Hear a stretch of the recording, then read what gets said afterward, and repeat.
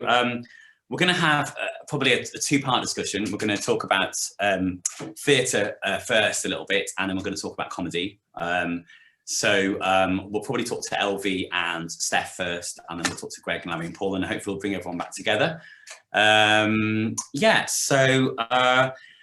This is about making work that's that lives online. It's for an online audience, about putting your work online, about the challenges and opportunities of the online world, and maybe whether what we're looking at right now is part of the future of the creative world, both in theatre and in comedy.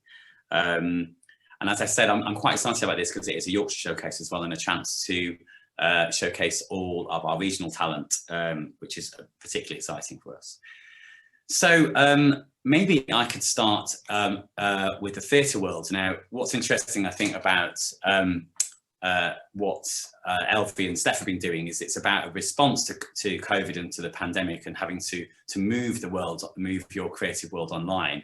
Probably that's quite different to what Greg and Larry and Paul are doing in some ways. So perhaps I could start with you, Elvi, and the show Humbug that the Christmas show you're working on. Now I have actually got the trailer. Perhaps we could show that first. Very dangerously going to try and do screen sharing on the Zoom call, which is obviously going to work really well. It's going to be a total triumph. Here we go. What do you reckon? Okay, so far so good. Here's the Humbug trailer, hopefully. That works. Hello? Is anybody there? Can you hear me? I'm Epiphany Kringle, Minister of Make-Believe. Something strange is going on here at the Ministry. It's almost like someone is trying to sabotage, ruin Christmas. The Ministry need you to find the culprit, solve the mystery, and save the day. But don't worry, you won't have to do it alone.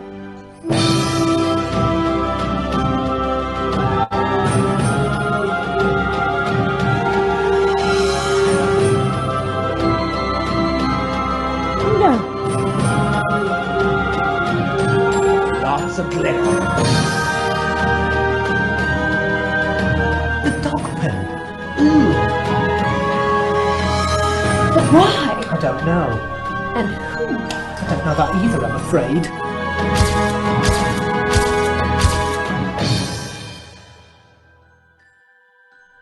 Don't let your feelings get in the way of solving a mystery, Dash.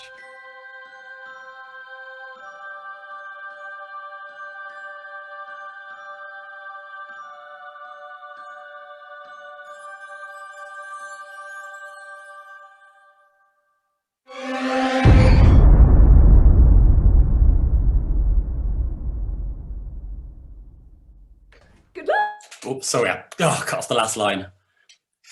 How appalling, I'm so sorry. How fantastic is that? So Elvi, tell us about making Humbug in the COVID universe, and what you and Lisa tried to do. So we would always have originally presented live performance nationally, but also particularly setting up work that was accessible in Leeds at an affordable price point to welcome new family audiences. So this was a direct response to not being able to do that, and how we could make something that felt like it encompassed all the kind of joys of one of our live Christmas shows and all the things we love about making work at this time of year, but then also embrace the incredible opportunities that making work digitally and online and with film would offer us. Now, this is really new to us. I've never written or directed for film, so it was a huge amount of learning that went on. But as well as it being the filmed content in these 7 episodes that were about 5 to 7 minutes long, we wanted audiences to have that physical interaction, which I think is the thing so many of us are missing, and definitely what we're missing about making live theatre, by sending audiences this tactile pack of artifacts that were featured in the films, like clues basically, that they could interact with. So that was that sense of bringing the physical into your home, but with the digital content giving you the narrative and the story. How did the clues work then? What?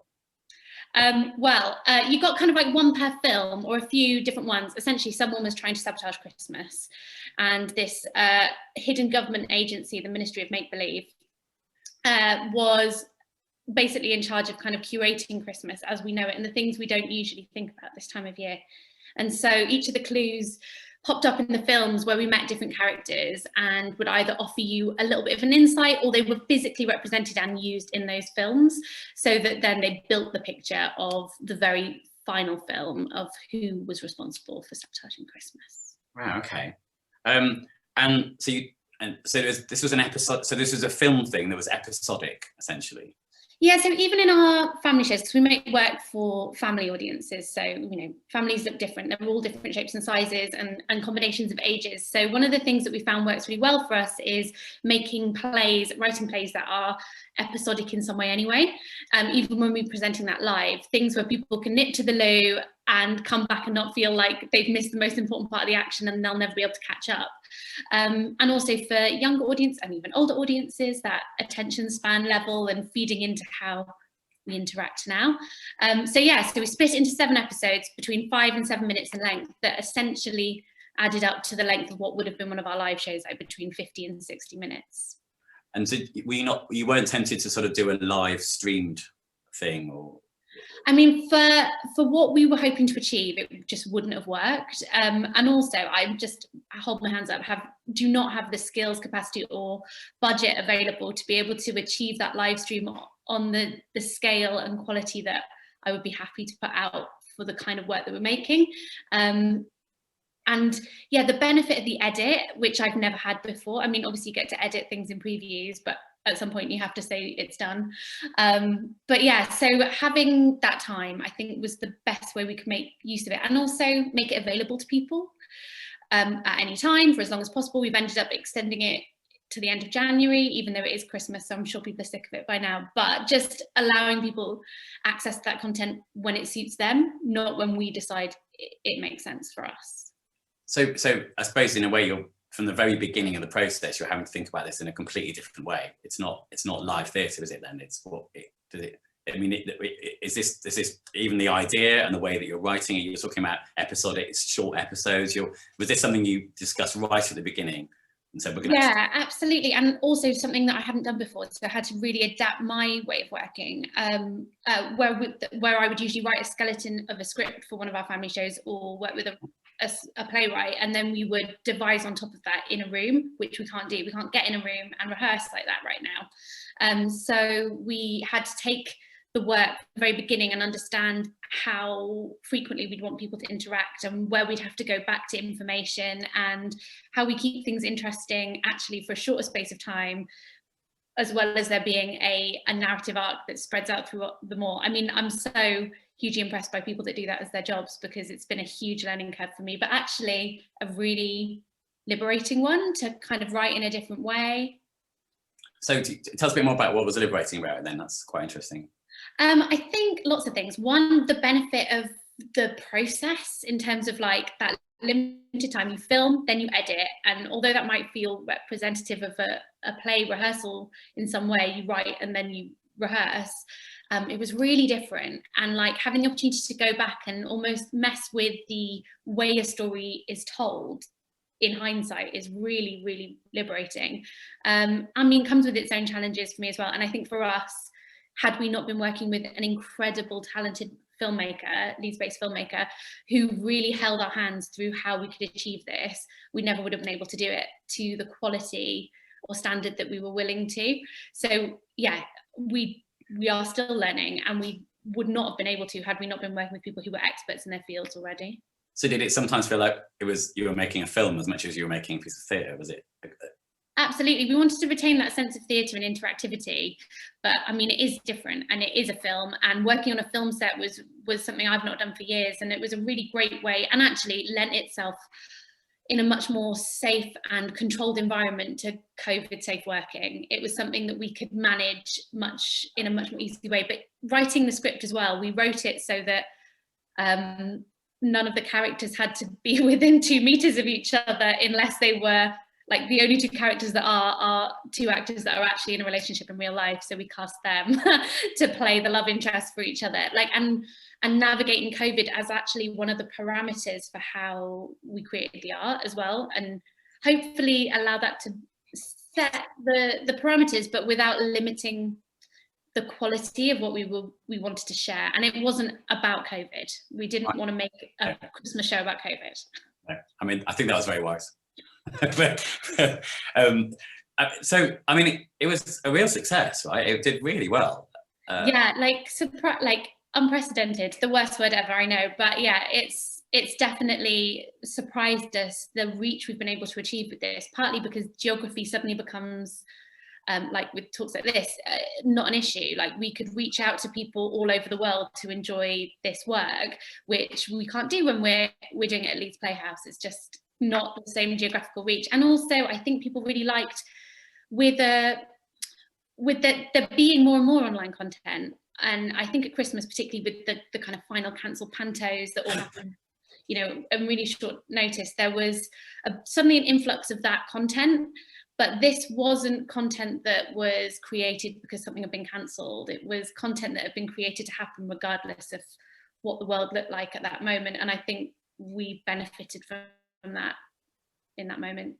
So as a writer, you've got to, in a way, the idea and the way you're going to deliver it has got to be exactly the same thing at the same. I mean, that's always true to some degree, but if you're in terms of working online with something that we call theatre, you've got to immediately think about the parameters of what you're doing, I guess.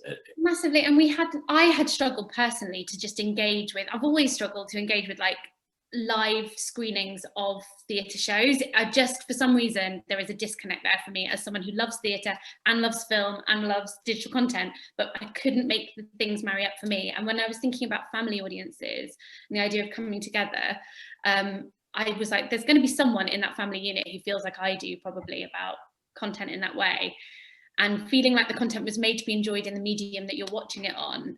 Just, I think, I mean, it sounds super obvious now I'm saying out loud, but it just makes so much sense.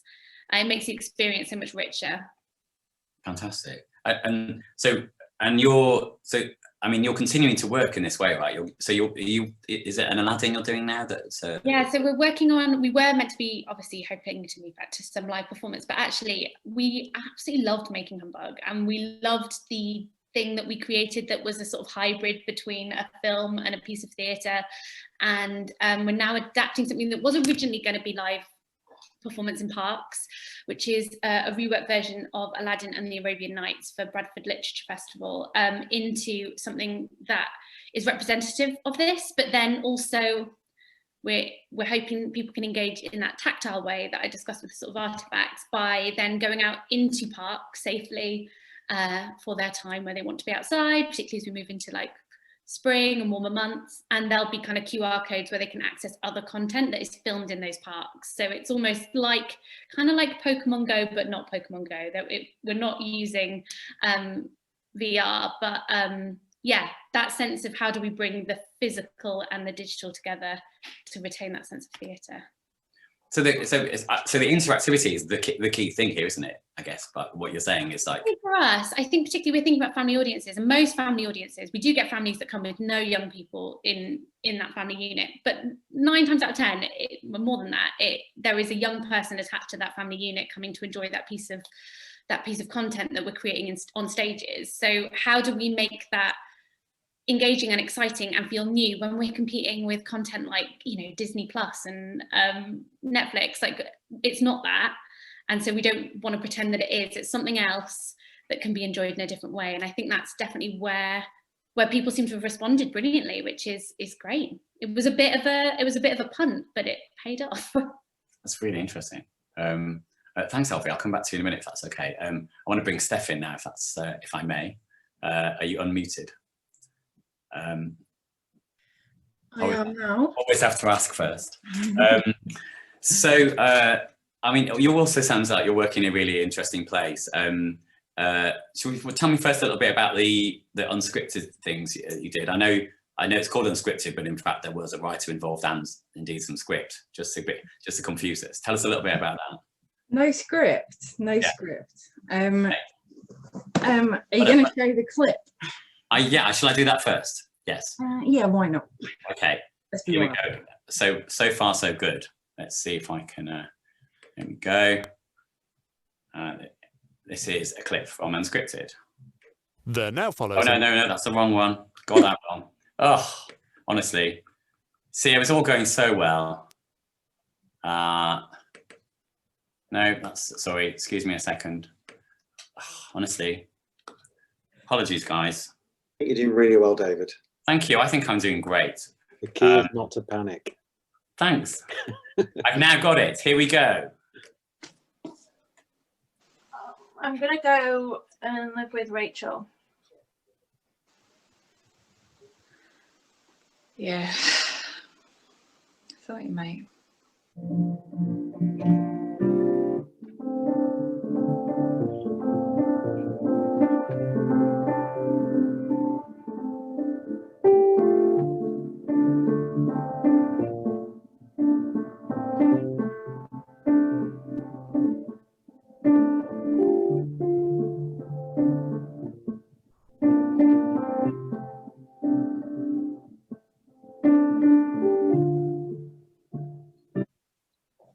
And I don't say that easily, all right? But you're lying. And trust me, I know about your time on the psychiatric ward, okay? I know when you got sectioned, I know all about it, and all about your lies and your deceit and what you did to Simon as well, which is unforgivable. What did I do to Simon? Are you in trouble? No, not yet. No. Could you be? Is it serious, Kirsty? Is it? Could anybody be? I mean, I don't know. Bullshit, please. Is it serious? Yeah, it's pretty serious, yeah.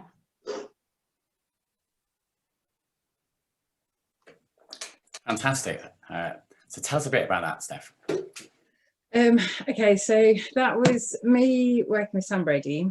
Sam Brady's a writer, beautiful writer, and he trained with me a few years ago, and there's a way, there's an exercise within my Meissen-based training which uses given circumstances. It's the closest to improv that the work gets, but it's not quite improv.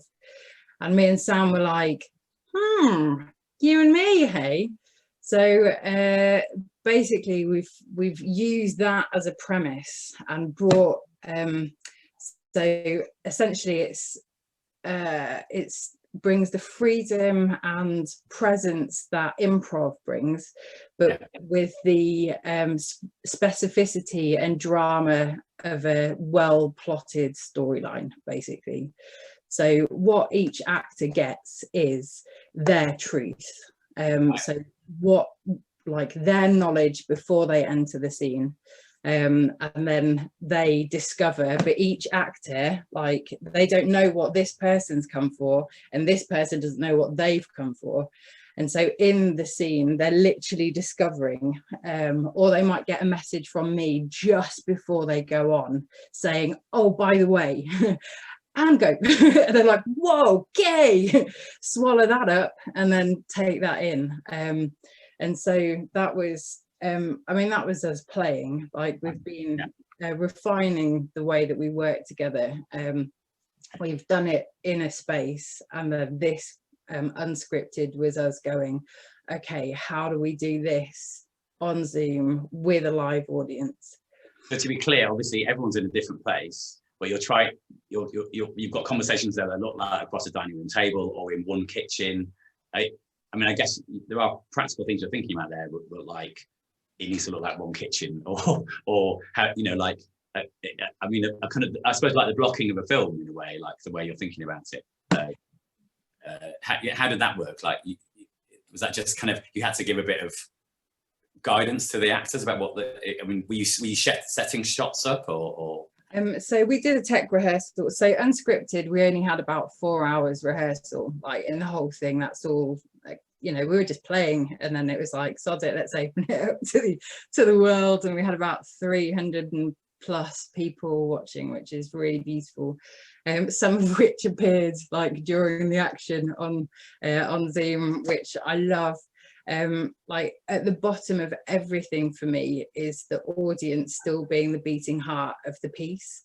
So like a lot of people are like, oh, we live stream it, and I'm just like, no, no, because I'd rather that people disappear or somebody unmutes themselves and you hear a ho ho ho, or oh dear, I'm so sorry, what's going on, and then they disappear again. I'd rather that they're still part of the heart of that.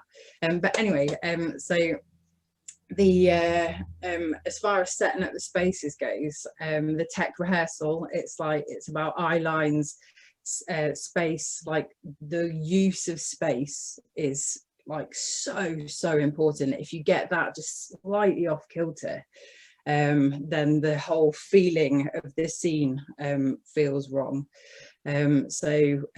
The tech rehearsal was basically, everybody knew, you know, you are in this room and you're going to be talking to this person, or this actor, though some of those actors didn't know what the other character was at all. And so then we'd work out the eye lines. We'd be like, oh, what have you got in your room? Oh, you've got a door there. Like, what can we marry up to make that space work? You know, just, it's playtime, basically. It's like, it's how much fun can you have with your home, with your space. You've got like the best wardrobe, costume wardrobe ever, because you've got everything in your space, everything your children have or your parents have or whatever. So it's, yeah, it's just finding those commonalities with each person that's doing the scene.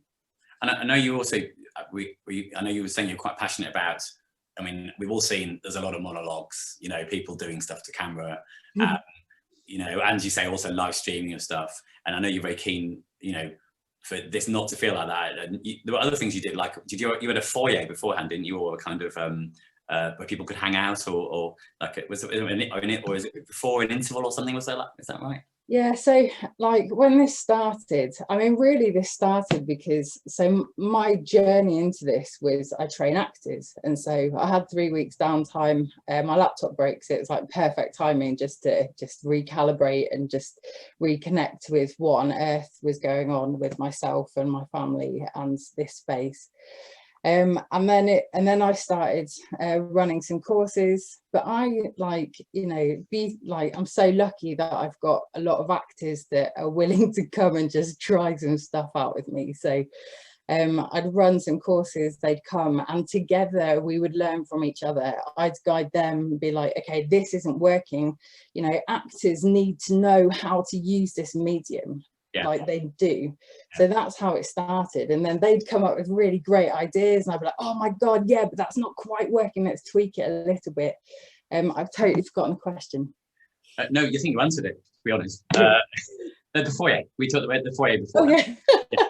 So it started with them. And then for me, it's like the psychology of an audience and how to bring theatre into this space, knowing that it's a very different medium.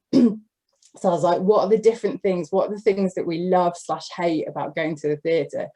Some of us love / hate the socialising that happens beforehand, right? So some people get to just rock up at, like, you know, seating time and then watch this stuff and then bugger off afterwards. Sorry, and other people love to turn up before and hang out with their friends and family. So I was like, okay, well, let's do that. Let's invite the audience to come 45 minutes earlier. They can let me know in advance or at the time to put them in different breakout rooms so that they can go and have a drink with their friends and families like before. And the same with the interval. And like played with different, it's definitely a work in progress. There's some streamlining to be done there. You're developing, you're hoping to work and develop a bit of software that's going to help people make theatre on Zoom, is that right? It's just pretty incredible. Yeah. So there's a piece of software called Zoom OSC, which is being developed and by a guy who I'm friends with, who's a totally brilliant man, Richard Williamson. He's working with somebody over in the States, and basically it's an add-on to Zoom. And we're working with Richard and Ash on, so everything that we've just got Arts Council funding to do an R&D for a project which combines live studio actors and audience with online actors and audience, and how those two marry up, and how we can create an experience that is rich for both in person and online, as rich for online as it is in person. But obviously you have to cater for the medium. You can't just dump a theatre show on Zoom and vice versa. So what we're doing is working with Ash and Rich to for us to go, right, we want this, we need this in order to make this experience richer. Can you go and write some software? And so then they are catering to our demand. Right. So just obviously this is from a writer's perspective, and Elvi, if I could bring you in as well here actually as well, just because this is really interesting. It feels like quite an innovative arena actually that you're both working in.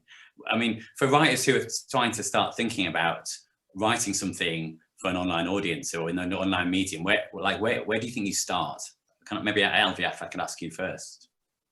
I think, like Steph said, for me, the big starting point was about how do we take the things that we're missing about theatre and find a way to truthfully give them a home online, and that doesn't compromise on what we love, but also doesn't try and cram a circle into a Zoom square.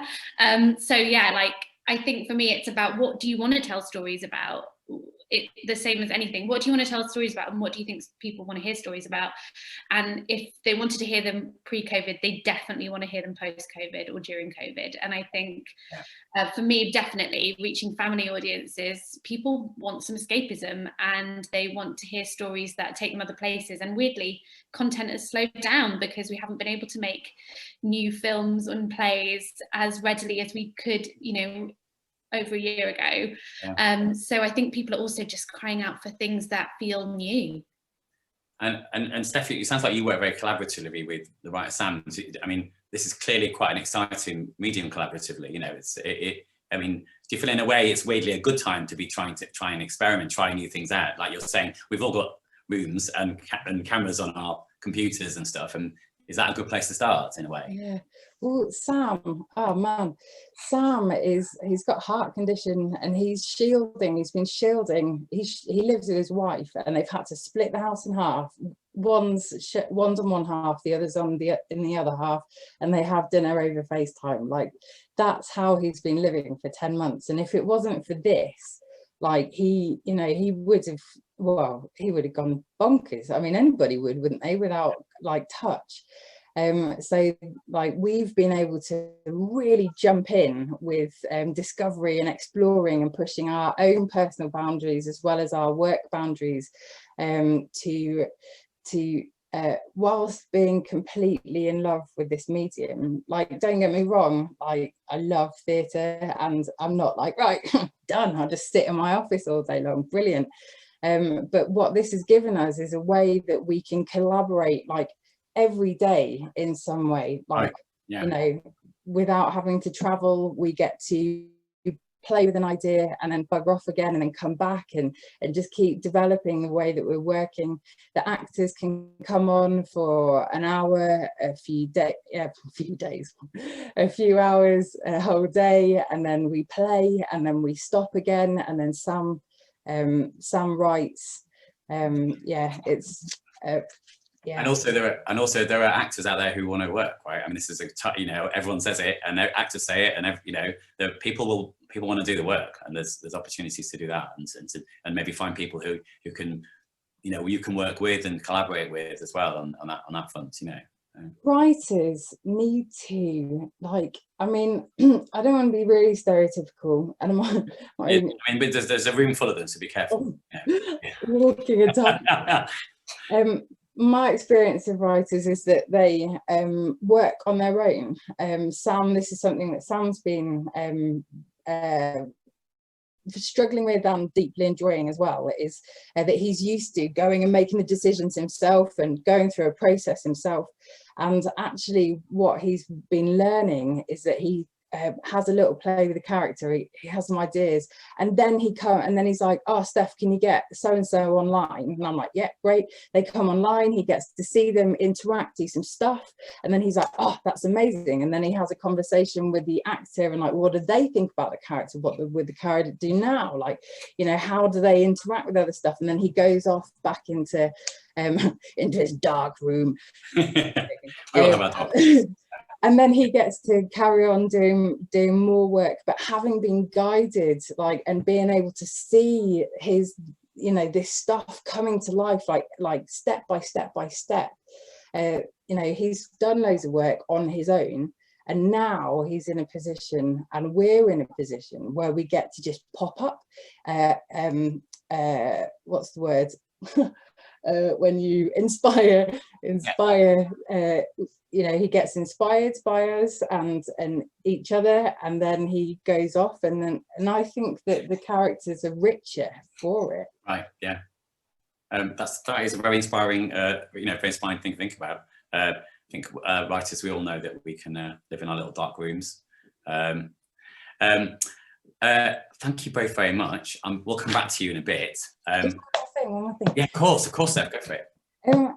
You know, like, it's not that actors are out of work. There's work going on, and actors are working, and stuff is happening, you know, but because travel time is down, because, you know, availability is different now, like, people are available sometimes, but more available potentially than they were before.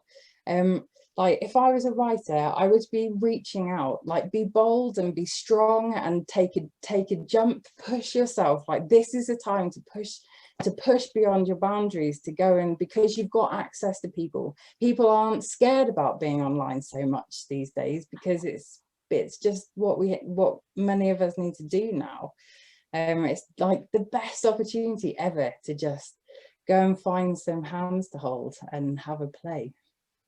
There we go. That is properly inspiring. So go out there, guys. I would say so far we've had 0 questions, and I know you've got some. So if I know when someone starts, you know, oh, there you go. You know, someone is, yeah, someone. In fact, someone's messaging me directly, I think there. But if there's anything in the chat thing as well, yeah. Any questions, we'd really love to have them. I'm sure once we get one, we'll get plenty. Elvi and Steph, thank you so much. That's fascinating and brilliant and very inspiring. We will come back to you in a bit if that's okay. So we're going to move into an entirely different universe, the world of comedy and the world of online comedy. And perhaps I could start with Greg. Hello, Greg. Hi. Oh, hi. So I'm up. He's off. Here we go. Here he goes. Now you're interesting because, and actually this is true for Larry and Paul, and both of you, but particularly for you, you've been working in the online medium for a very, very long time. This is not new to you. This is how you made your name. I mean, maybe people, if you could hear your backstory, because it is pretty remarkable, I would love if you could share it. I'm sure you've done it many times, but. Oh, thank you. Well, I was teaching graphic art and design at Leeds Met, now Leeds Beckett, which is just down the road from where I am now. And doing a PhD and making short films and trying to be David Lynch or whatever, and having short films in film festivals and things. But then on the side, sort of started making videos just designed to be seen by a couple of friends to make them laugh, and doing some fairly sort of drunken improvised comedy, sort of Derek and Clive inspired stuff with a couple of friends. And we challenged each other to come up with characters. So then I came up with a sort of Belgian action star called Lunge Dolphin. And then one Christmas I made them a Merry Christmas from that character video, which was literally made to be seen by 2 people, but sort of put it on YouTube, and then more and more started wanting to make comedy things more than PhD worthy things. Which is why my PhD took 7 years instead of 3.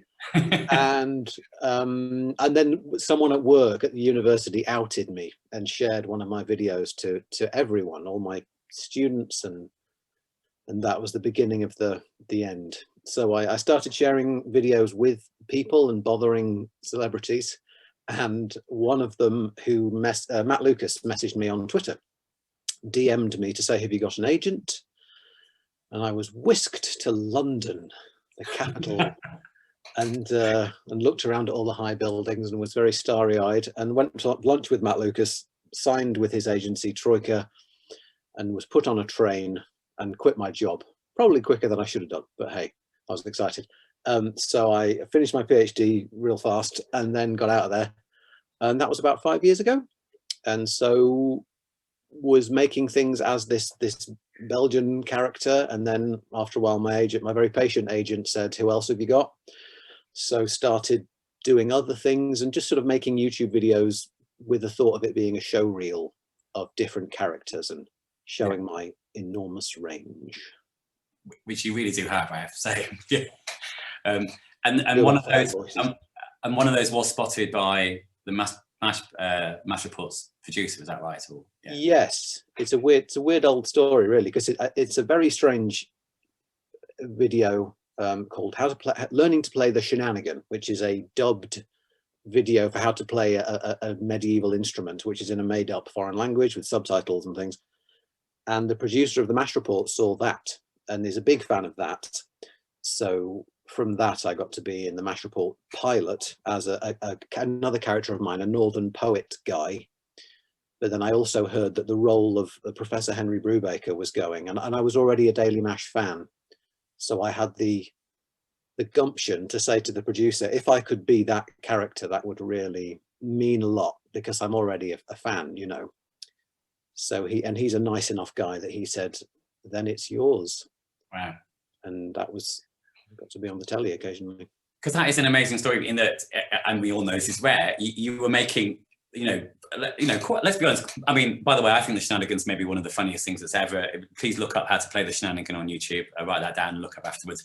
I think it's maybe the funniest thing that's ever existed on YouTube, and I watch it about every 2 months. But it's quite niche. It's a very particular sense of humour, and it's quite niche. No, I mean it's I mean that's a massive compliment. But you were making exactly what you wanted to make, and it's really interesting that someone saw that you were doing exactly your thing, and spotted you for that reason. That's yeah. Well, he was very kind, and he said day one, he said, that's far too weird. That'll never be on, and nothing like that will ever be on TV. So don't get your hopes up, sunshine. But he did for the pilot. I wrote a poem about Brexit as my Northern poet character, and I also did a tech thing as I do a sort of spoof unboxing video, like a tech expert guy. So it was a producer who was nice enough to say, how can we, I would like to use you. So how can we use you that works for this show, you know? Right. Wow. I mean, you do make an enormous range of stuff that clearly I mean, to be clear, you write it, you film it yourself, I mean, I think the last series of the Mash Report, weren't you actually green screening yourself from your own house? Yes, they all had to sync to my level. It was nice. Although I was the only one using their own gear. They didn't send a disinfected camera around to my house, I noticed. But I did, as you can see of Paul there, we all have lovely green walls. So I had my own green bit of cloth and my costume on the top half and pajama trousers out of shot.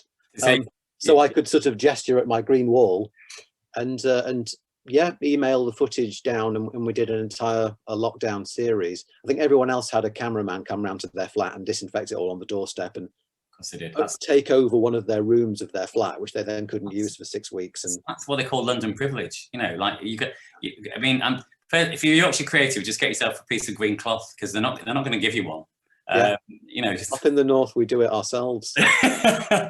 No, you do make. I know you were sort of joking that you say all my videos never go viral, but you did make one recently. I did want to show it. It's very silly and very funny. I mean, it did get an awful lot of views on YouTube. Can I show you your farm food, please? This is about an hour and a half. Was it really made about an hour and a half? Honestly, yeah. It's just a thing I made to learn some new editing software. I've been trying far too hard. Okay, well, this is Greg's food farms advert. Enjoy.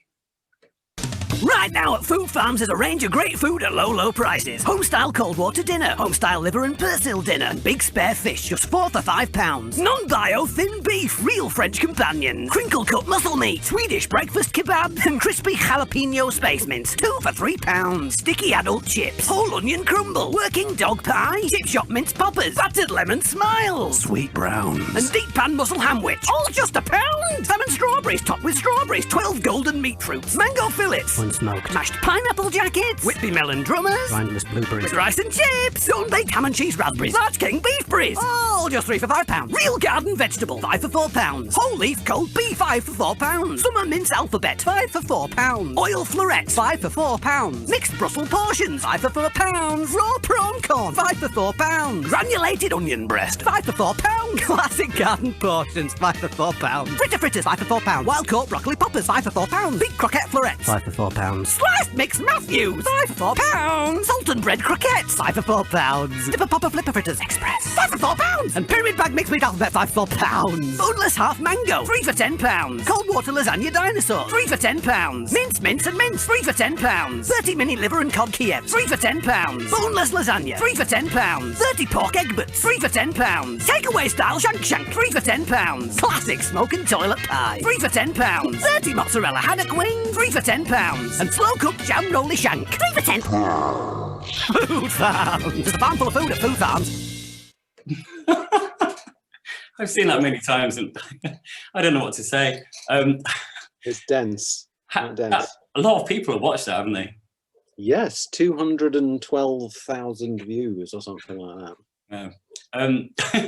I hate to be that kind of where do you get your ideas from? But I mean, that is obviously a very, very simple, and I mean, some of your work is very complex, but that's obviously the simplest thing in the world in a way. It's yeah.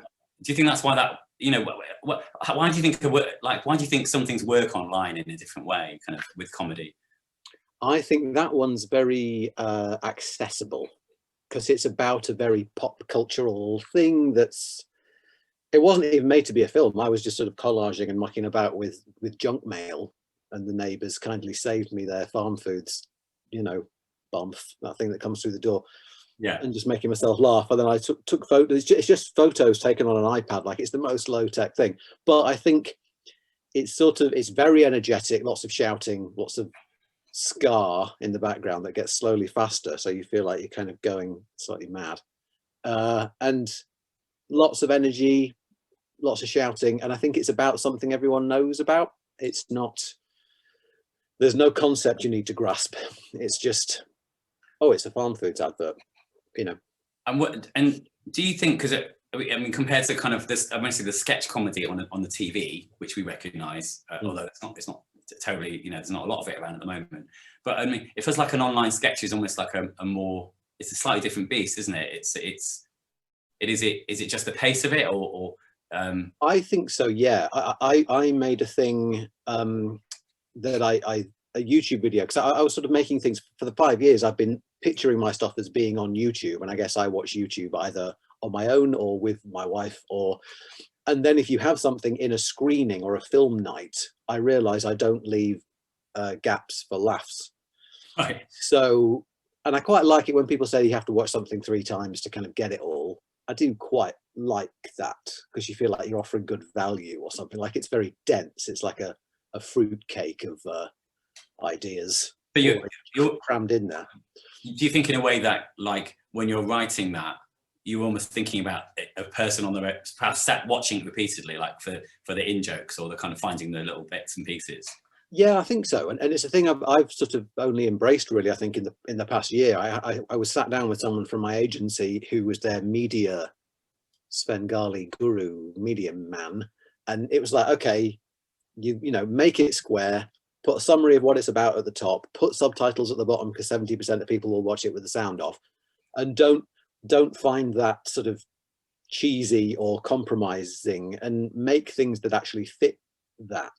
And I think it's really good for sketch, actually, because it makes you really clarify the idea and makes you a bit less self-indulgent. Whereas the stuff I was making 5 years ago, I was kind of making stuff to make myself laugh and then sharing it. So are you thinking, right, so like something like Farm Foods, you're thinking almost like this is for Twitter? Like, yeah, a little bit. Like if someone's got it on their phone, you think, well, I better shout because it might be turned down. So how loud can I get this without it clipping? And then just get it into the orange, you know, on the volume there. Right. Yeah. And it's literally shouting for people's attention. So yeah, but I've sort of embraced that, and even recently someone did Rob Maiden, who plays Brett Domino, who's a very funny character. He was in a thing of mine that was 11 minutes long, and he made a Twitter edit of it that was 2 minutes and 20 seconds and really kept the narrative flow of it. So I'm kind of thinking I don't really want to make anything longer than 2 minutes and 20 seconds now. I feel like if you've got something to say, you can say it in that long. Wow. So in a way, I mean, there's a lot of limitations to that in a way, I suppose. But you're saying actually you need to have a simple idea and you need to execute it really, really boldly, I suppose. Yeah, I did a thing recently where I was asked to sort of pitch some ideas, and the client said by the way, they wanted 2 minute, I think 90-second ideas, and then after a couple of weeks they said, oh, it's all great except they need to be 4 minutes, because you can't monetize any less than 4 minutes. So great artistic integrity, really right at the top there. So you think, okay, that's completely different now, because if, you know, food farms, if that was 4 minutes long, I'd just get chased out of town with pitchforks. You know, no one's going to stand for that. So it's very different. 4 minutes is a big short film piece of work, and 90 seconds is, you know, you can do an idea in that. So for someone trying to handle this, it's best to be short and sweet, essentially, like have a big idea and do it, and try and write something that's short that delivers it, rather than trying to get complicated. Yeah, definitely. I think so, which I'm very bad at. But in a minute, I'll hand you over to Larry and Paul, who've been doing it very, very well. Because I think the key is to find something you can repeat, because I think that what I've realized is the best response you will ever get is people want more. So if you're going to do farm foods, you better have some more ideas for sequels. So, and you know, Waitrose doesn't work. I've tried. But so yeah, so the key, if you want to be viral or online, or, you know, Michael Spicer, Man in the Room Next Door, or Real Daily Briefing, hashtag, which is Larry and Paul's thing. It's something that sort of vampires off the media, like it's something where its material is generated on an almost daily basis. So like satirical things, particularly because they respond to what's going on, whereas my stuff is a bit more escapist and goofy and silly, and all that world building and green screen and stuff. It's a lot to take on for people. But yeah, something you can repeat is the key, I think. Thanks, Greg. That might be a nice segue to Larry and Paul, actually, if that's so. I'll come back to you in a minute, that's okay. Mr.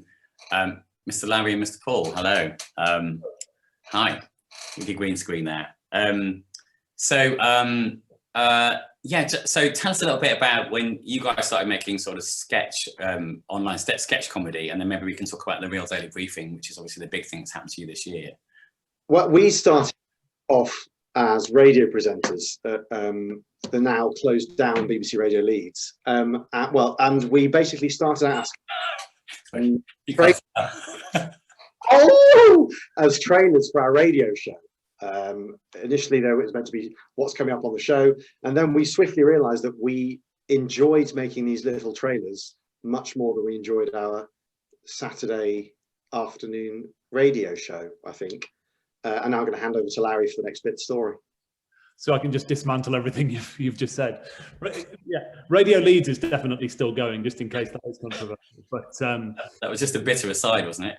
I think what we found, we were right. We'd been probably writing comedy in a way that we wouldn't have described as writing comedy for a long time. From when we started making a film podcast in the sort of late 2000s, and we wrote sort of Yorkshire versions of films, and over the course of 3 minutes, like Terminator was one of them that did quite well. Future. Say again? Back to the Future. That was one. Future, yeah. So we were kind of doing that as part of the radio show. So it felt like a natural progression when we started to do the trailers for the radio show. But I think what hit home is that we were started to make videos that had more views in a day than our radio show had listeners in a year. And so we thought, we wondered whether we were in the wrong game. Which wasn't hard to do that, does it? No, people didn't like it. And so that's how the transition happened, really. And then, you know, gradually we sort of built that and learned as many skills as we could and watched as many people locally as we could and got involved in local comedy and that kind of thing. And that's taken us to where we are now. And then we sort of had our big lift off when the pandemic hit. Not to say the pandemic's been a wonderful thing, but it's been great for our careers. You can't hear that, whether they're laughing or not. No idea. Could be complete silence. No, I mean, so tell us about the Real Daily Briefing, because that's, that's been a phenomenal success. How did that come about? That came about, so similar to what Greg was just saying, one important thing that we learned from a guy called Jake Yap, who's an ex-colleague of ours, who's a very funny man. He said, it's good to be known for a thing. So the thing that he was known for was condensing Radio 4 in 4 minutes, I think was something that took off for him. So get known for a thing. And obviously there's Michael Spicer in The Room Next Door, which is huge, massive.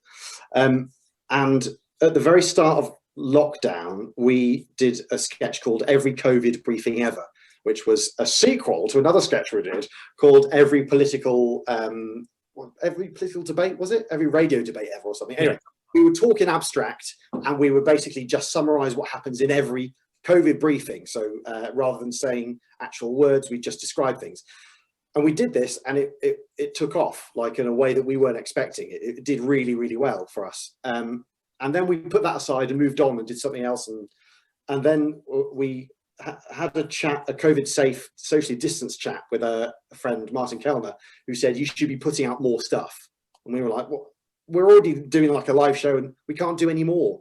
And then we sat down and we thought, what would take the least amount of time to set up technically? And we'd already done all the technical stuff for the Real Daily Briefing, all the green screen stuff and all the fake lectern and all this stuff. So we thought if we just write a monologue, we could put one out once a week. So we did. And it's doing well for us, which is nice. Wow. And do you think, because I mean, does it feel like your work's kind of got a bit more political as well, or do you think it always was? So like, it's definitely got. Do you think that having what's happening in the world to riff off every week, like Greg was saying, is probably quite a nice. There's plenty of material, right? I mean, yeah, I think it does feel like we're living through history at the moment more than any other time in history, probably. And for the cynics among us, it's a perfect time to be really cynical because everybody's really incompetent.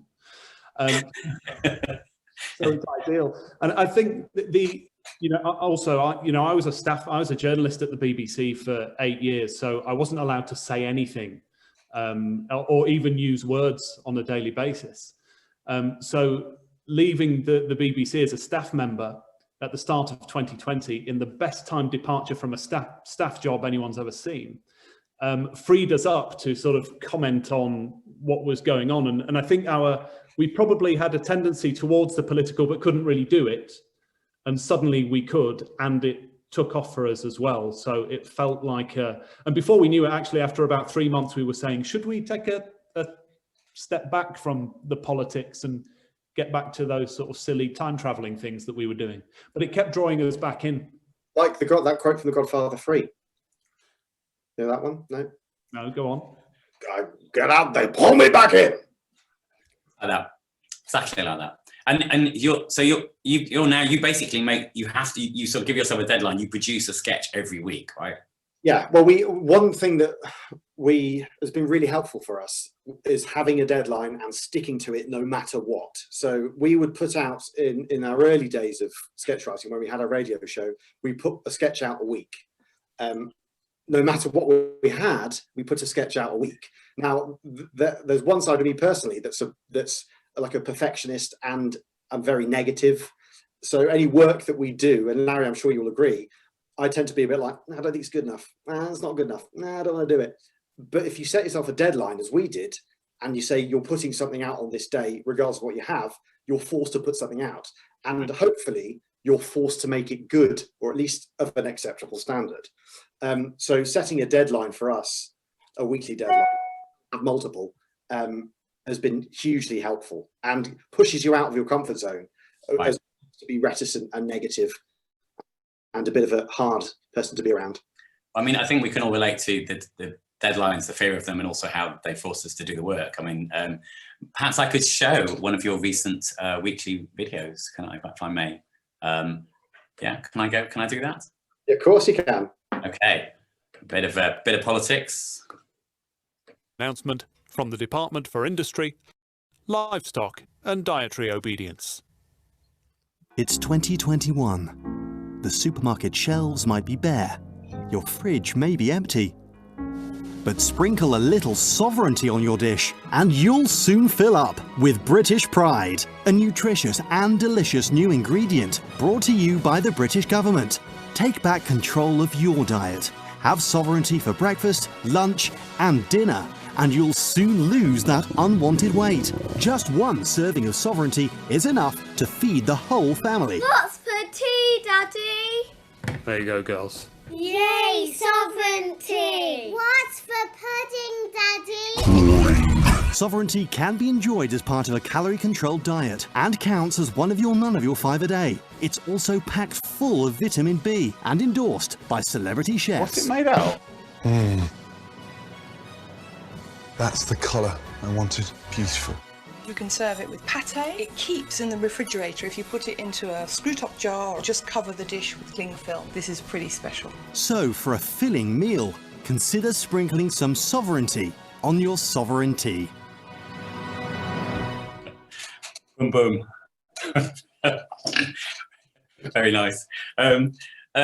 Yeah, so it's really interesting about having that deadline. I think, you know, it's the habit of, do you feel like now you're sort of learning new things all the time, and that you've got a rhythm to what you're doing? What's been interesting for me, and I do feel like a charlatan talking to a room full of writers here, because I feel I do have large imposter syndrome at all times. But writing, Paul describes it quite well as climbing the same mountain every week, but you have to use a different route when it comes to the real daily briefing. And it's taught me so much about types of jokes. And we find ourselves having conversations now about the type of joke that we're using, not the actual joke that we're using, and trying not to, obviously you never want to repeat the same joke, but you're trying not to repeat the same type of joke as well. And you're trying to use different rhythms of misdirection and that kind of thing. So it's been a really steep learning curve as a writer, which I've really loved, but I'm probably telling people things they already know, so I might shut up for a second. Not at all. Do you I mean, actually, this is a question for you as well, Greig, I guess, is that, I mean, Twitter's obviously a very powerful medium. That's the sort of, you know, do you find that's the sort of the best way to communicate with a lot of people, or Facebook, or do you have to be across everything? Or do you find it picks up on one platform, you know, more than others? Or what Greig was saying before, I think I massively agree. So I was always really envious of, I mean, Greig's YouTube videos are works of art. Like they're not designed for like they're gems. They're, you know, and they're 4 or 5 minutes long. One thing that he said before about being concise and making it short is really useful if you're wanting to try and get views. And sometimes we have found ourselves in the trap of, like, I aspire to be like Greig's level of artistry, but sometimes you find yourself going, oh yeah, that won't quite work on Twitter because I've got to condense it to 2 minutes 20, it doesn't want to quite work. And sometimes I think there's a healthy balance. I think it's good to be across everything. Yeah. And sometimes comedy really benefits from YouTube's 2-minute 20 limit. But I think there's a healthy balance between artistry and just going for views.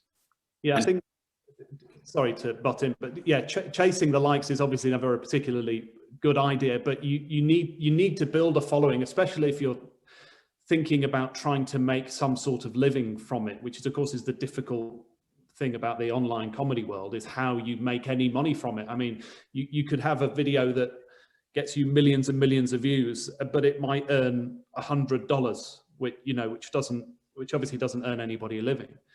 But if you can build up that following then you can start to work on the artistry, as Paul says, you know, and our favourite sketch comedians in the world are probably Key and Peele. And you look at the stuff that they're making, and it is phenomenal, but it's not Twitter length, but it gets millions and millions of views, and it's sort of like a lesson in people have an appetite for this stuff. And so, and that thorny issue. Sorry, Greg, did you want to come in? Sorry. Well, I was just going to say, I think for me, Twitter stuff, or stuff that plays well on Twitter, it has a slightly sort of comedy bulletin vibe. And I think that format actually of news report that did so well for the MASH report, which was far more viral than it was TV ratings, or it's in terms of Facebook, it's 400 million views or something. Wow. But that bulletin of person introduces idea, cut to talking head, here's a bar chart, summary, twist, bye. 90 seconds of here's a comedy idea slightly explored, and the rhythm of it and the format is so kind of perfect that news satire actually makes for really good Twitter type content, where it is literally a reduced and bulletinized format, and people share it because it expresses a way they feel about something. I think that's what goes viral, is condensed, and people empathize with the point you're making, or they feel, or they recognize themselves or someone they know, or so they share it because it reminds them of a thing they feel. And I mean, the thorny issue of monetizing, I know, is a very difficult one with the online. You know, there's such a disparity between, as you say, views and, you know, I mean, how do you overcome that? Like, I mean, Larry and Paul, I know you've got sort of followers and you've got sort of membership and stuff. Is that right? You've got a kind of how's that work? Well, it's a subscription model, which was, I guess, an organization called Patreon were at the forefront of that, and now there's a few other options. We use one called Ko-fi or coffee.com, and now YouTube and Facebook have both effectively copied that idea that somebody can pay a creator. £3 a month is generally the minimum that they go for. I think Facebook is $3.49 or something, and they pay on a monthly basis, and then as the creator you give them extra stuff like behind the scenes things, or blooper reels and that kind of stuff, and people react well to it, and we don't have loads and loads, but it pays for a little bit of something, right. The ideal would be is you get that up to the kind of number that actually you can work full time on this stuff without panicking about losing your house. I mean, excellent. Thank you both very much. We have got we're going to get some questions, if that's all right. And this is so this is to everybody actually. I think we're going to start with a techie question from Lisa. This is to everybody. What bits of kit or software do you think is essential? Maybe I could start with Elvi and Steph. For us, we haven't really needed, I mean, for the scale of what we did, we relied on people. So it wasn't kit, it was people who had kit, but we did use some pretty techie stuff. I'm the wrong person to advise on that. But all the editing software was done on ProCut Plus, which you can start with a free version of, and then obviously upgrade for more and more options. So yeah. Okay. Steph, what's your take on this? For making live work, our priority with our actors is, I'm so sorry, the zoo has been released. It's bath time, so if you can hear them, sorry. Has been getting decent webcams. We've been using Logitech 270. Which means that essentially, like, say for acting, for example, you can have the actor that you're working opposite on the screen in front of you, and then a camera can be placed somewhere else so that you can get the eye lines right but still be working off the actor that you've got in front of you. The other thing is getting an Ethernet cable. During Unscripted, one of our actors got booted out of Zoom Ivy was left there ironing for quite a while I was like, what has happened? So definitely, like, if you're making stuff online, an Ethernet cable that so that you're straight to your router is just so crucial. And then a stand for like whatever device that you're using.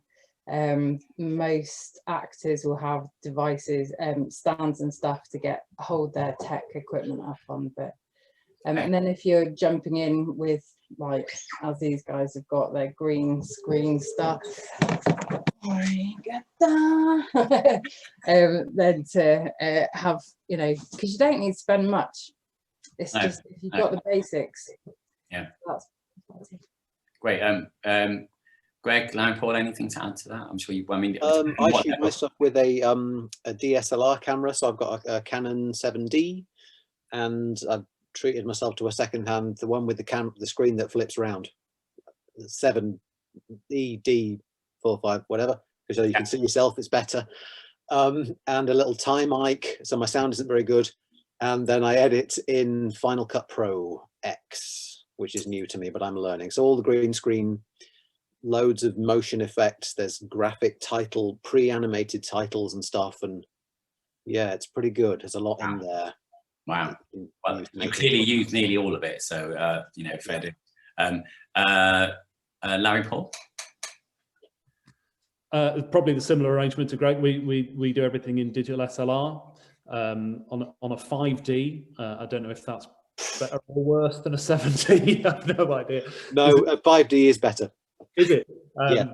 All this technical stuff is not really my field, but yeah, FCPX, the editing software, which is really innovative and fantastic. We find it great.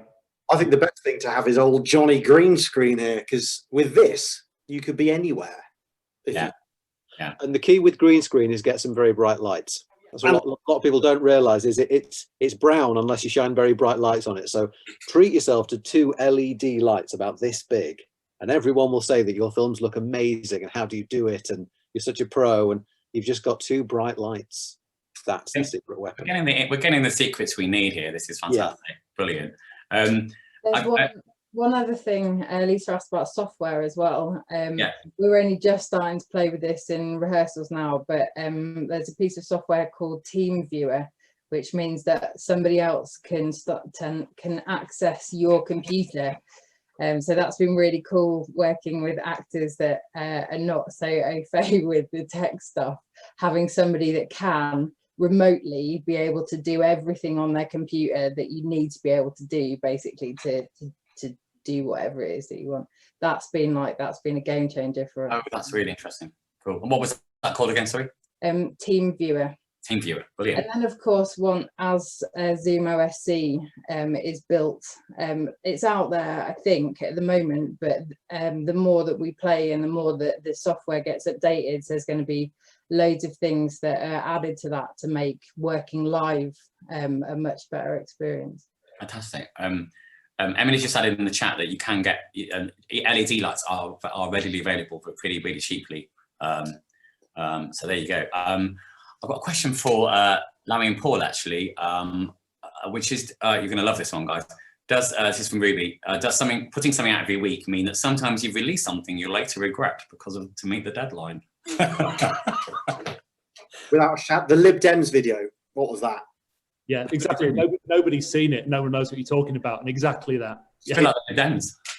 Yeah. Exactly. That was always our intention with the Lib Dem video, that nobody would see it because it's meta comedy. But I don't think that. Perhaps it's a good question. I'm not sure if regret is the right word. I think it's more that you look back on something and go, we missed something there in the rush, or we missed a joke, or that wasn't as good as we could have made it with a bit more time. So that you probably summarize all of that with the word regret, to be honest. So I take all of that back. I'd say regret. Yeah, absolutely. Yeah. But at the same time, the fact you've got to do it is the thing that's pushing you forward as well, right? That's yeah. Having to do it is the best thing that we ever started to do. Yeah. But things on our phones. Yeah. just to answer to maybe to both to Greg and to you guys, a question about, have you ever run into copyright issues about using TV clips and stuff like that? Has anyone ever pulled you up on that stuff? Maybe Greg first, have you had that? No, I have had a couple of emails from YouTube saying, you didn't record that version of White Christmas. That's someone else's karaoke track. So take it down or we'll do something, and then nothing happens. So yeah, I wouldn't encourage copyright infringement. But you can kind of put it up and wait for, if Delia Smith or Jamie Oliver want to hunt down Larry and Paul, then I'm sure I'd love it they want to feel Delia's wrath. Well, obviously, I will be contacting her and pointing in the direction of the YouTube video once it's out there. Yeah. It is different if you're doing stuff, and if you get any funding or you're doing stuff for an official channel like the BBC or a website, or they will want you to have clearance for everything you use. So yeah. I do generally, I try to use, royalty-free music, or I do the music myself, but if you need an image of a celebrity or a clip of a film or a TV show, you just say it's for the purposes of review, and that's allowed. There's that, and there's also, there is fair usage for satire and review, and there's also Creative Commons is massively useful. Mm-hmm. A subscription to Envato is which is what we have, which is hugely useful as well, which is music and stock footage. Were you saying something there, Paul? I couldn't hear you. I was just clarifying. Yeah. And then quite often, like Greg, we'll make our own music if we need something, like a version of the American national anthem, for example. We needed for something some months ago, so we made our own. Excellent, thank you. And a question might be slightly linked to some of this about finding your audience, which is something we're discussing generally. This is to everybody, really.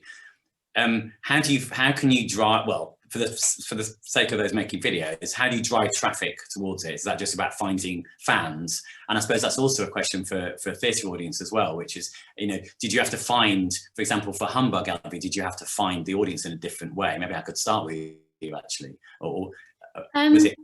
Well, yes and no. We built on the audience that we had already, who we knew that there wasn't, we knew we had a captive audience of people who couldn't go and watch a show live. Yeah. But actually, yeah, we were able to build a much bigger audience than we would usually have. And a lot of that was through, it was an Arts Council subsidised project. So we had money to be able to drive traffic through online advertising.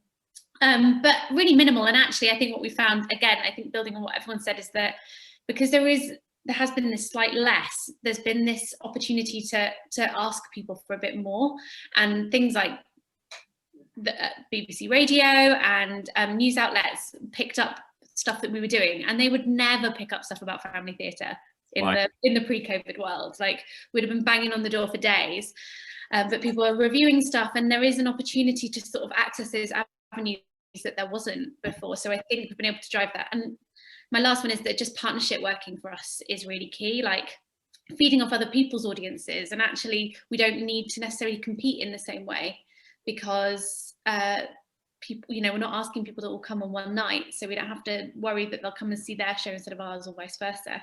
So actually, I think there's been a real generosity of spirit, and a little bit of offer of a split of the ticket income helps, but like mostly generosity of spirits helped us build a much bigger audience. Right. Okay. Anyone else want to come in on the finding your audience, driving your traffic type stuff? Celebrity fans. Fans. Yeah, if you can get someone, so for Twitter, it helps to. We are shameless in our atting of people with large followings, and yeah. So it would be celebrity or people with large followings atting them and going, "Hi, would you possibly share this, please?" Being shameless about it. But does that work sometimes? Yeah, it works. It works more than one occasion. Right. But also, you are selling your soul by doing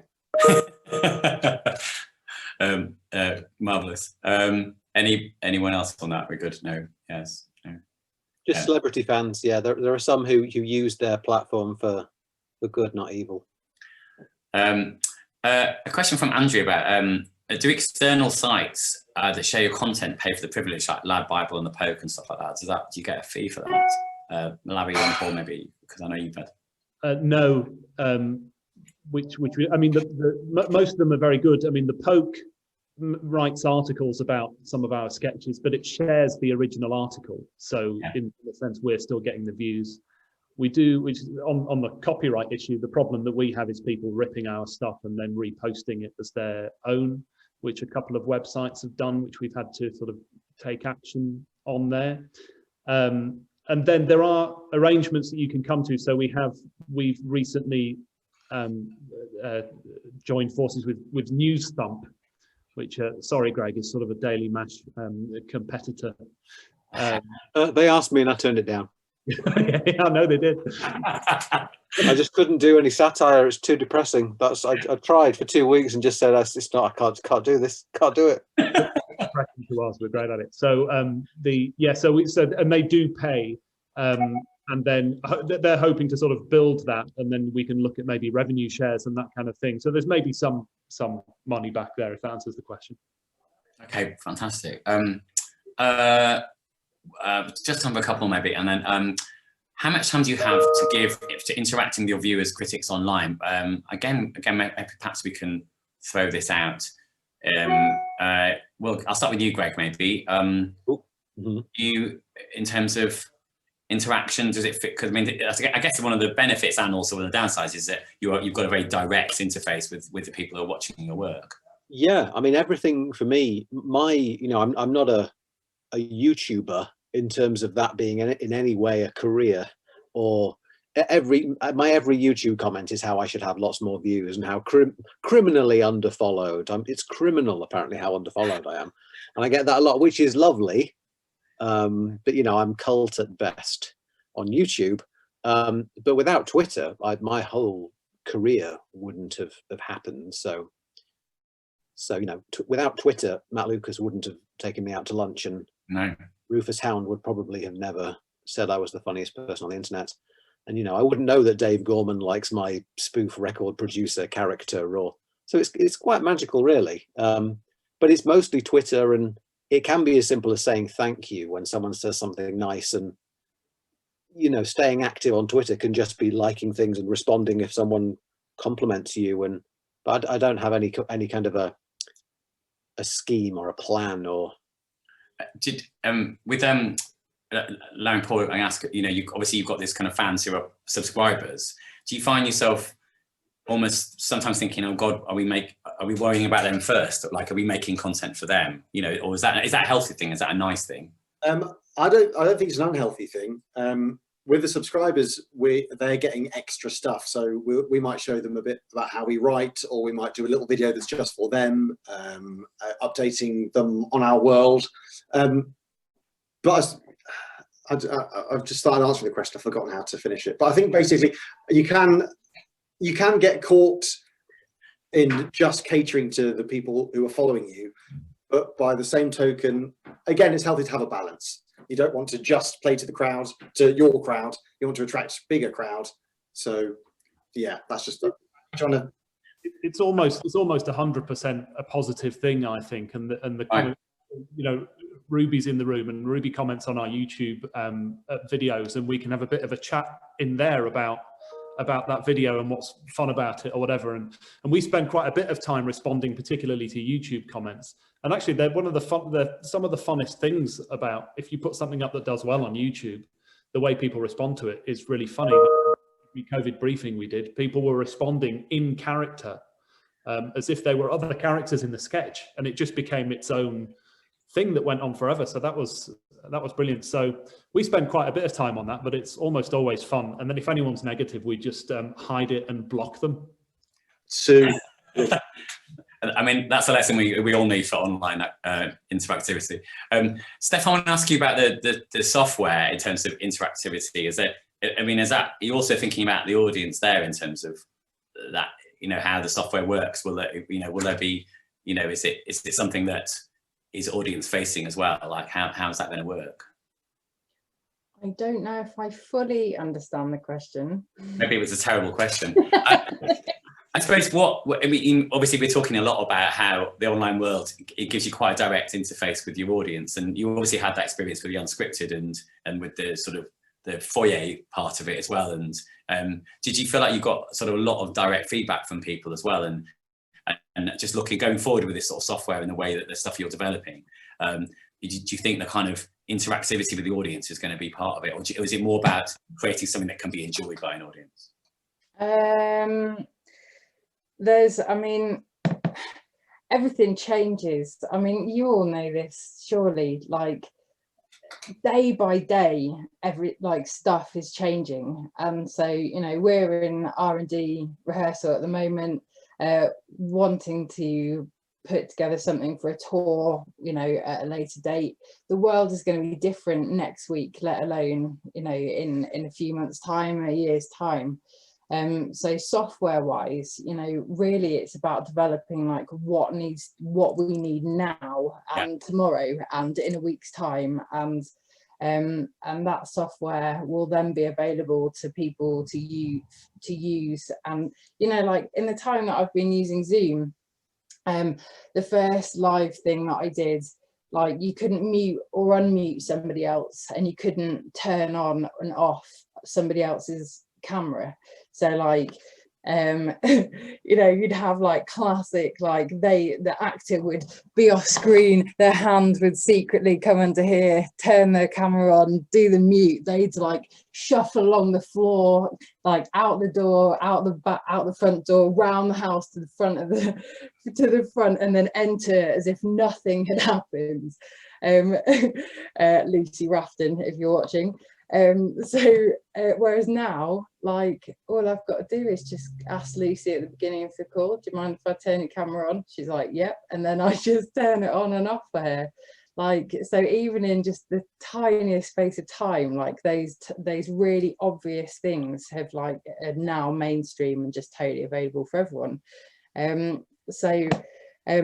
It's keeping on top of, you know, what we need, and what's available.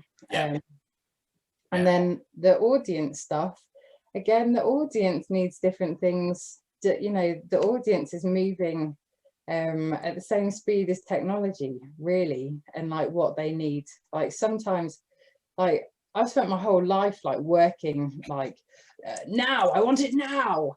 And I've had to really work hard to become more forward thinking and working months in advance and putting courses out there. And like now I'm like, okay, I can only deal with what's coming in the next week. So like putting on live performances, I've not been able to plan in advance. It's like, okay, so this is the thing that's coming up now. Cool, we're going to do a live performance next week. Great, let's go. And people are more available than they have been, like with, you know, that's certainly true. Yeah. So, can I chip in and agree with something Steph just said? Yeah. Please do. Just to back up, just because the thing you're saying about how because of COVID and at the moment everything's changing on a sort of week-to-week basis is also what I was told by the you know, social media guru expert guy. So it's I think it's that way anyway. Like his advice to me, he said, well, this month you should be making square videos with subtitles. And so all I would say in terms of advice is just not waiting. Don't do what I did, which is spending 2 months writing down really great ideas for Vines, because then Vine ceases to exist. So you know, if you're going to join TikTok, do it tomorrow, because it won't be there next week. So, you know, so any sort of social media advice, whether it's under current conditions or not, I think it's the advice you always get is, well, this month you should be doing this. So I'm talking to myself here, really. It's just join TikTok, or, you know, do that thing, take that leap, because those social media platforms will wither and die before you know it. Thank you, Greg. Kate, can I just check, when you said, are we literally have to wind up right now? Are we okay for a couple of minutes? I'm so sorry we can't get to everyone's questions. I'm so sorry. Yeah. And if anybody wants to send anything to you, they're welcome to. Your emails obviously on the website. But if there really is more to add. Yeah, but we do need to wind up, I think, don't we, unfortunately, time-wise. this has been a fantastic discussion. I really appreciate all of you coming along. I hope everyone's really enjoyed it. I'm sorry we've not got to every single question. It feels like a very energizing and inspirational. I think what we're staring at here is certainly part of the future of our creative lives, and it's really fascinating talking to people who are kind of at the forefront of it. So I really hope you've enjoyed our chat. I'm sorry we've had to suddenly abruptly wind up, but we are running over very slightly. Kate has mentioned in the chat as well. Obviously, for anyone who's not a member of the Writers Guild, we are the Writers Union from writers of all walks of life, theatre, comedy, radio, everything in the world, books, the lot, and we are here for you. So if you're in any way interested in joining the union, then do email us on admin@writersguild.org.uk. And the next Zoom event is with Russell T Davies, for God's sake. I mean, these guys are amazing, but the next one's with Russell T Davies. No, see, that is. But you just said but. These guys are amazing, but. Russell T Davies. No. Yeah, no. Our next scheduled event is Russell T Davies next Thursday at 6 p.m. and I think it does fill up. We do have a maximum number, I think. So if you're interested in that, so I'd just like to say a massive thank you to all our panel, to Steph, to Elvi, to Greg, to Larry, and to Paul, and thank you all for coming along. And thank you. Thank you. Yeah. We've got a hand up. Writing session with. Who's the next Zoom session with? Sorry? Next Zoom session with? Next Zoom session was with Russell T Davies. Not mine, but the Writers Guild, yes. Yeah, and we hope this will be the many of other more Yorkshire events. Thank you all so much for coming. Thank you, everybody. Kate, you got anything to add? That's the lot. No, you've said it all. Thank you, everyone. Really appreciate having it. Very insightful and inspiring stuff. I'm going to order myself a green screen now. Everyone should. Good idea. Thank green you is then. the future. Thank you then. Thanks, Thank you. everyone. Thank Bye-bye then. Bye-bye. Bye-bye. You.